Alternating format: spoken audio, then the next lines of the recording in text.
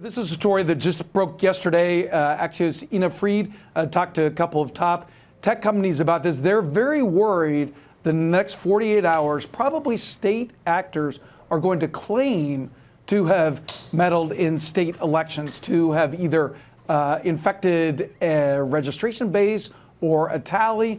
And what we know is that the public's view of what's happening is rightly so fragile that just for people to claim there has been interference in an election could have the same confidence-shaking effect as an actual intrusion. Of course, the tech companies are trying to get out in front of this.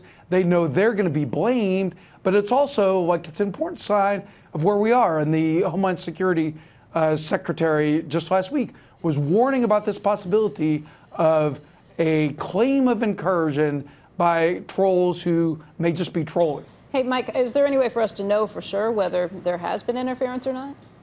So people keep telling us the elections have already been hacked. There's no sign that an actual database has been corrupted, that actual machinery has been interfered with. We know that there continue to be these operations online to try to confuse people, like inject fear and confusion. But there's no sign yet of like a physical intrusion.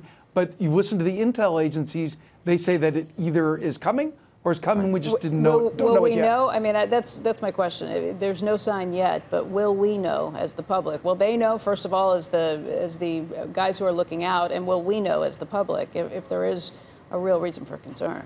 No, and therefore no. Like a real problem with a lot of this state machinery. And this is something that a lot of people don't pay enough attention to, is that, as you know, we don't have national elections. We have county by county, city by city elections. And so that's a lot of soft points, a lot of vulnerable places, a lot of machinery that can be tampered with, a lot of different states that have ways to get in. We know that in 2016, that foreign actors tried to get into, made efforts to break into these state databases.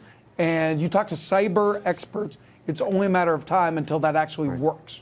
Hey, Mike, given that we are now just 24 hours away from what might be described as the final day of voting in some states, given the early voting taking place in so many places, the expectation is what it is, but there clearly is an anxiety, frankly, it sounds like on both sides of the aisle this time. Is that anxiety warranted in terms of questioning about the polls? Sure, because everything's tightening as it does around these times.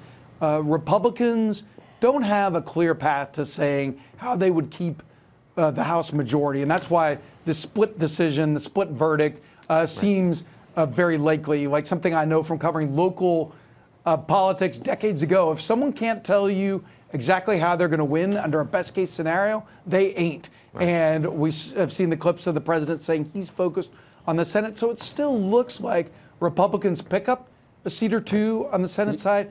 Democrats pick up the House, but no one's sure. And here's one sign of how that blue wave could turn out to be a Category 5 instead of a Category 4. What to look for?